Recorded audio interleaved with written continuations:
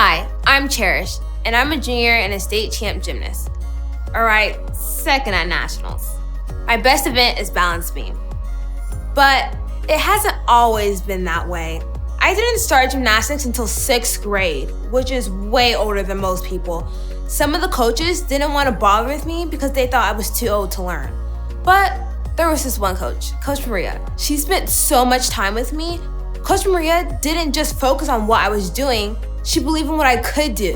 What I learned from that is everyone has potential to be different than what they are right now. You can't really imagine what someone can do unless you really get to know them and see their potential. Coach Maria didn't just teach me gymnastics, she made it personal.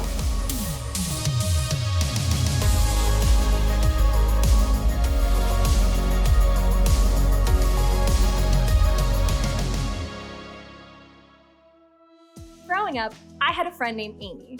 She was a great friend. I loved hanging out with her. But I'll have to own up to the fact that she dressed a little bit odd. Does anybody have a friend like that? How many of you would say that you are that friend?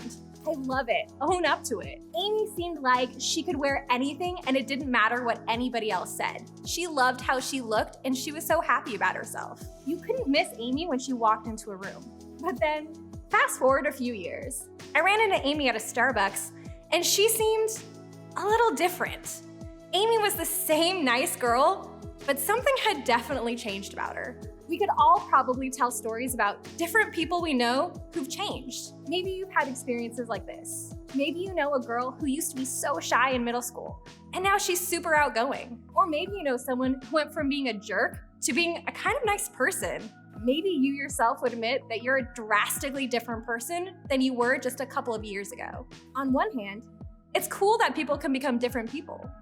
On the other hand, it's also kind of strange. But no matter how you feel about it, this will always be true. People change. What's interesting though, is that when it comes to people's bad qualities and traits, we rarely believe that they'll change. We think things like, my coach will never become nice instead of being a jerk. Or my sister will never become responsible. She's always gonna lose things, forget things, and procrastinate. My dad will never not have a bad temper. Or that kid at school will never not be a bully to people. When it comes to the things about other people that we don't like, we don't believe that they can become different people. But if we're all being honest, we feel the same way about ourselves. Think about it. Do you have something that you wish you could change about yourself, but you don't feel like you can? I'm not talking about your height or your eye color. I'm talking about things like this. Maybe it's an addiction. You don't feel like you can ever stop that one thing. Maybe you tried to stop before, and you did good for a while, but then you found yourself back in the same old place. And now you think, forget it, what's even the point of trying? Maybe it's a situational thing. You have people that push your buttons, and eventually you find yourself blowing up and losing your temper. And you wish you didn't struggle so much with your anger. Or maybe there's someone that you're extremely jealous of, and you wish that you felt differently, but you don't. And you don't feel like that's ever going to change. Maybe it's a label. Maybe there's something that you've done, a mistake that you carry with you, and you feel like people see you in a certain way, and there's no way that you can change that. Or you feel like you're in a category. People like you are always going to blank. You fill in the blank with the label you feel like you have. I mean, if we had a magic button that allowed us to change something about ourselves, we'd all love to make it different, wouldn't we? But unfortunately, no button exists, to my knowledge at least. So sometimes, we just feel powerless when it comes to certain things about us. Not to pour on more bad news, but here's what makes things even worse. There are already things about our circumstances that we can't make different. You can't choose who your parents are or where you live. You don't control how much money your family makes or what assignments your teachers give you. You can't change your age. So when you already have a bunch of other things you can't control, it's hard to feel like you can control the things you struggle with. If you're anything like me, after a while, you're tempted to just give up. You may not think about it in those exact words, but it's a thought that goes something like this. It is what it is, and I am who I am. And that leads us right back to the guy whose story we've been talking about, Zacchaeus. He was a bad guy with a bad reputation. Jesus shocked the crowd and went to Zacchaeus' house. All the people saw this and began to mutter, "He has gone to be the guest of a sinner." Think about the biggest celebrity you can think of, and then let's say this celebrity then showed up and picked out the biggest bully at your school and said, "Let's go hang out." I'll mentor you and spend time with you. You'd be like, what? How is that even possible?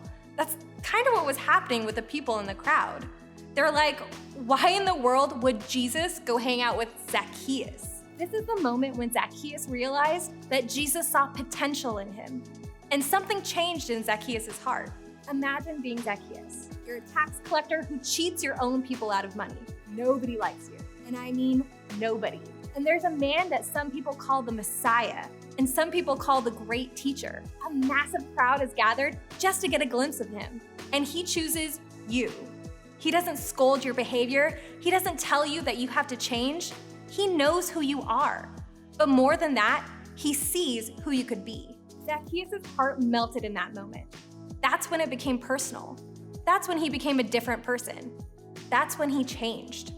That Zacchaeus stood up and said to the Lord, "Look, Lord, here and now I give half of my possessions to the poor, and if I have cheated anybody out of anything, I will pay back 4 times the amount." It's awesome that Zacchaeus took this step to repay people. But this outward step was really just a reflection of what already took place in his heart. Jesus saw potential in him first. His behavior changed second. And he sees potential in you too. Think about it.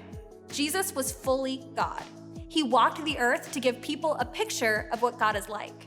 And Jesus showed us in his interaction with Zacchaeus that we don't have to change in order to be okay with God. No matter what we struggle with, he sees potential in us. He sees worth and value. And that goes beyond our behaviors and struggles. Think about it this way. It's personal because Jesus knows your potential. Look at what happens next. Jesus said to him, "Today salvation has come to this house, because this man too is the son of Abraham. For the Son of Man came to seek and to save the lost." I love that line. Today salvation has come to this house.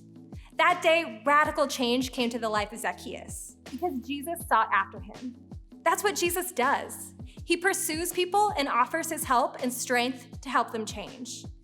In the areas of life where you and I want to be different, we can start by looking to Jesus. Years after Jesus walked the earth, the Apostle Paul said it this way: "Therefore, if anyone is in Christ, the new creation has come.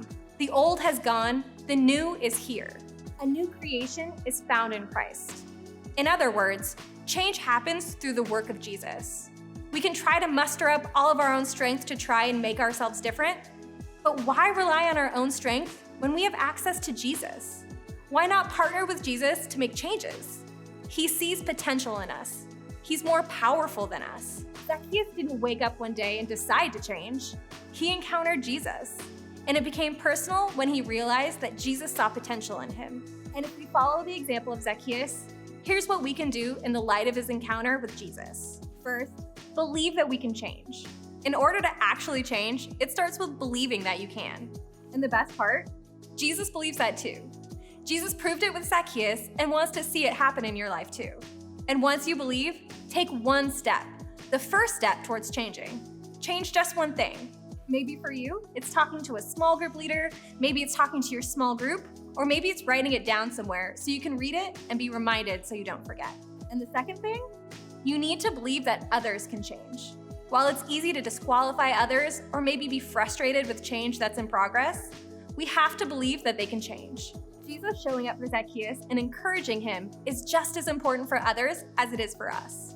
Then, I want you to do one thing this week to help someone because you believe they can change.